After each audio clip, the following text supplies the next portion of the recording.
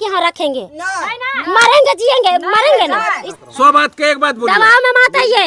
हाँ बोलिए। कुछ नहीं होगा, दबाव में मत है ये रियल बोल रहे नहीं रखना। आप क्या बयान देते रखना चाहते हैं तो हमसे इनसे यही पूछते हैं कि हमसे शादी क्यों किए थे।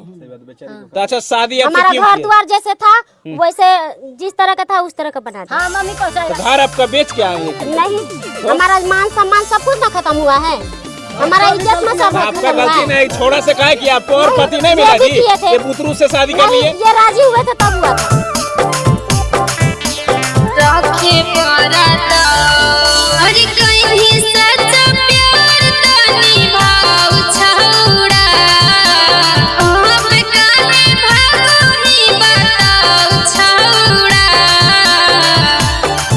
अरे देख ले बहु दुनिया चाहे जे करता कहीं जब सदिया छौड़ा रखे पड़ता। अरे देख ले बहु दुनिया चाहे जे करता कहीं जब सदिया छौड़ा रखे पड़ता। रखे पड़ता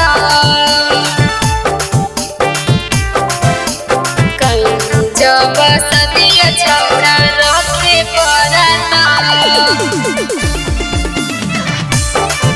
अरे देख ले बहु दुनिया चाहे जे करता की करो दबाव में न बोल छौड़ा ऐसे रे डर में जयतन छौड़ा रकम हमारा कैसे रे हमारा कैसे रे की करो दबाव में न बोल छौड़ा ऐसे रे डर में जयतन छौड़ा रकम हमारा कैसे रे लूटल होई जतिया छौड़ा ढाके पहरता लूटल होई जतिया छौड़ा ढाके पहरता।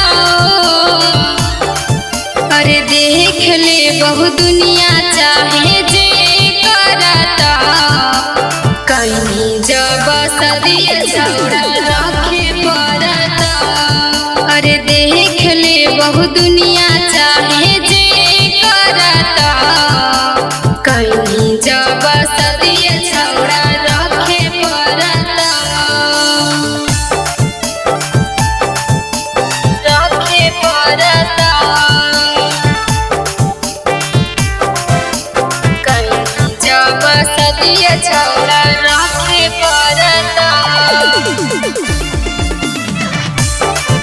अरे देख ले बहु दुनिया चाहे जे करता किरिया कसम खाइल भूल गहनी वादा रे अब काहे छौड़ा तू बदलानी इरादा रे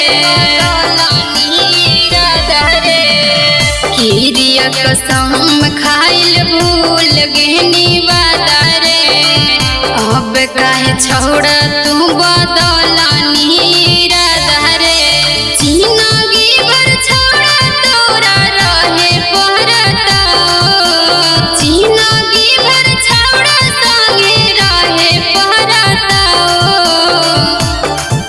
अरे देख ले बहु दुनिया चाहे जे करता कहीं जब सदिया छौड़ा रखे पड़ता।